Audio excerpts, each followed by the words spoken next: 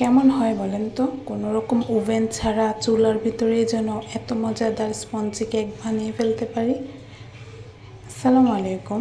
হ্যাঁ আপুরা, আজকে আপনাদের জন্য নিয়ে এসেছি চুলার ভিতরে কোনো রকম ওভেন ছাড়া ব্লেন্ডারে বিট করে আটা দিয়ে স্পঞ্জি কেক।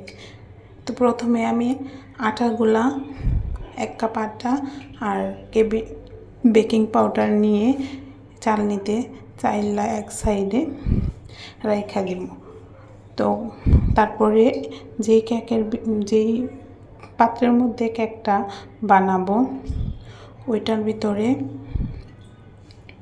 ভালো করে তেল দিয়ে মিশিয়ে ভালো করে ব্রাশ করে এটার ভিতরে কাগজ একটা দিয়ে আমি লেখানো খাতার কাগজ দিছি, কাগজটা দিয়ে এগুলা রেডি করে এক সাইডে রেখে দেব। এগুলা গুছিয়ে রাখলে করতে সুবিধা হয়। তো একটা ব্লেন্ডার নিয়ে নিব, ব্লেন্ডারের ভিতরে দিয়ে দেব 2টা ডিম, তারপর দিয়ে দিব 1/2 কাপ তেল, 1/2 কাপ চিনি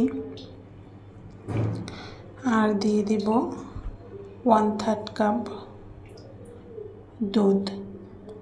চাইলে গরুর দুধ জাল করাও দেওয়া যাবে, চাইলে গুঁড়া দুধ মিশাইও দেওয়া যাবে।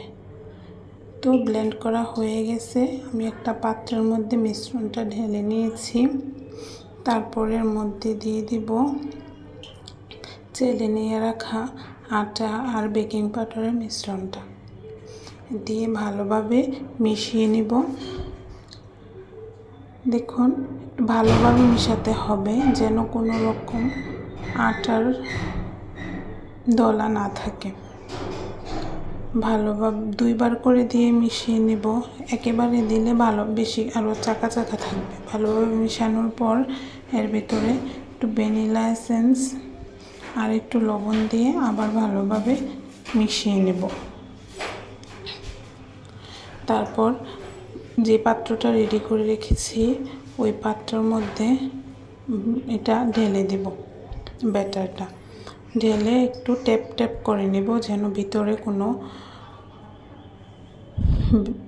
হাওয়া থাকলে ওটা বের হয়ে যায়। তারপর আমি একটা পাত্র চুলার মধ্যে ফ্রি হিট করে 5 মিনিট রেখে দিয়েছি, ওইটার ভিতরে একটা স্ট্যান্ড দিয়ে কেকের পাত্রটা বসিয়ে দেব। তারপরে একবার 25 থেকে 30 মিনিট অপেক্ষা করব। তো দেখেন আমি একবার 25 মিনিট পরে ট্রাই করছিলাম, আমার ব্যাটারটা হয় নাই, একটা টুথপিক দিয়ে দেখে নিয়েছি। পরে আবার 5 মিনিটের জন্য রেখে দিয়েছি। 5 মিনিট পরে দেখেন কত সুন্দর কেকটা ফুলে একদম সুন্দর হয়ে গেছে। দেখুন স্পঞ্জি কেক খেতে অনেক মজা ছিল, ট্রাই করে দেখতে পারেন। অনেক সহজ, হাতের কাছে সব কিছু দিয়েই করা যায়। ভালো লাগলে পাশে থাকবেন। আসসালামু আলাইকুম।